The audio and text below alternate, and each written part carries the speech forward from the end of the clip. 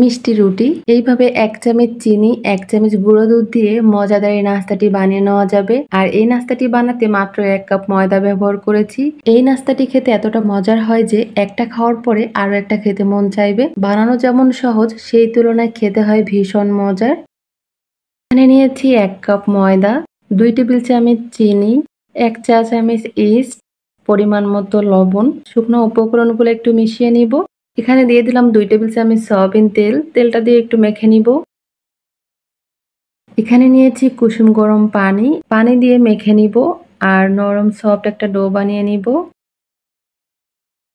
এই যে ডোটাকে বানিয়ে নিয়েছি। এখন এটাকে আমি 30 মিনিটের জন্য রেস্টে রাখবো।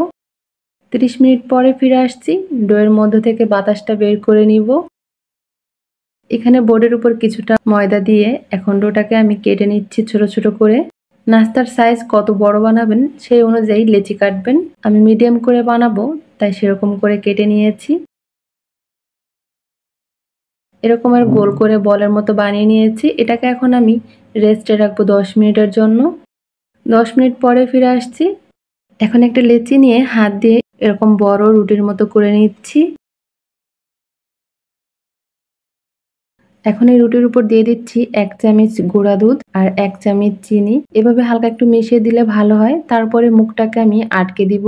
মুখটাকে খুব ভালো করে আটকে দিতে হবে, তা না হলে ভাজার সময় খুলে যেতে পারে। এই যে একটা নাস্তা বানিয়ে নিয়েছি। আরো একটা নাস্তা বানিয়ে দেখাচ্ছি। 1 চামচ গুঁড়া দুধ দিয়েছি, 1 চামচ চিনি দিয়েছি। মুখটাকে খুব ভালো করে আটকে দিচ্ছি। এই যে এইভাবে সবগুলো নাস্তা বানিয়ে নিয়েছি।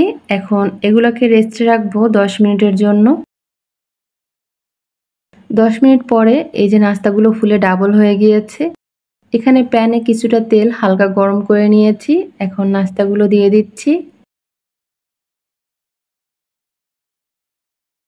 নাস্তাগুলো দিয়ে চুলার আঁচটা মিডিয়াম টু লোতে রেখে নাস্তাগুলোকে কিছুক্ষণ ভেজে নিব। এইভাবে নাস্তাগুলোকে ভেজে নিব। নাস্তাগুলো কত সুন্দর ফুলছে। এই তো নাস্তাগুলো ভাজা হয়ে গিয়েছে। এখন নামিয়ে নিব।